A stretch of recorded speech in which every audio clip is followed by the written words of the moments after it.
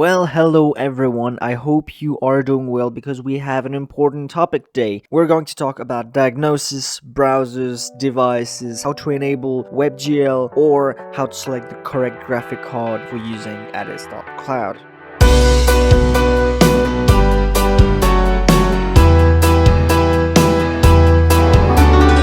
Let's start by talking about the diagnosis. I'll just go right here in the left page. You can see diagnosis. Just click on this. It will load this page and you will see directly if WebGL 2.0 is enabled or not. If it is, you'll see a green bar just like this saying WebGL is compatible, and if it is not, you will see a red one saying WebGL is not compatible. You will find an article down below that will explain to you how to enable WebGL in case it would not be. Now, with the latest version of any browser, it should be enabled by default, but in case it is not, go check out the link in the description. Here you can see your broadband, so that's how fast your internet is. In my case, it is green, so that means it is good enough to use ATIS.cloud. In some other cases, you will find orange or red depending on the speed that you have. For the network part, we recommend having a download of at least 10 megabytes per second or more, and for the upload at least 5 megabytes per second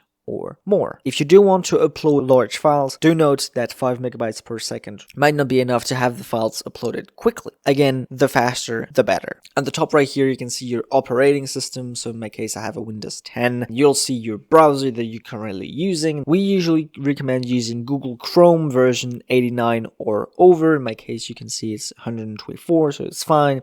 If you're using Mozilla Firefox, we recommend using version 108 and above. For Microsoft Edge and any other Chromium browser, you can use version 89 and above, which is the same thing as Google Chrome. And then finally, if you're using a Safari or an iOS device, you will need to use a version 16.4 or newer. Do note that Internet Explorer will not work at all with ATIS.cloud, and then any Apple mobile device using iOS 16.3 or older will not work as well. Same thing goes for Safari, 16.3 or older will not work at all. When it comes to more regular browsers, you could try to make them work, but we do recommend to have these versions that I just talked about because certain functionalities may not be compatible with older versions. When it comes to the hardware part, we recommend any dual-core processor or more and at least 8 gigabytes of RAM. About the graphic card, if you have one with at least 4 gigabytes of GPU memory, it is most of the time going to be okay. Now, we do recommend having at least 8 gigabytes of GPU memory if you have projects with several hundred scans. If the graphic card that is displayed at the top right here is not the correct one, you might want to consider changing it to the actual graphic card if you have one. To do so, it's very simple. Just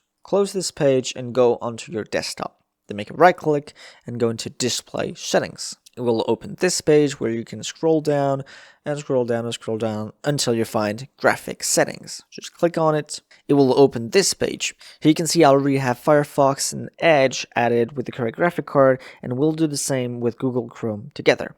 So what you have to do is go into Browse and then find your Google Chrome exit. For example, the Google Chrome exit can be found at this location. So Program File, Google Chrome Application, and there it is. I just have to click on it and click on Add.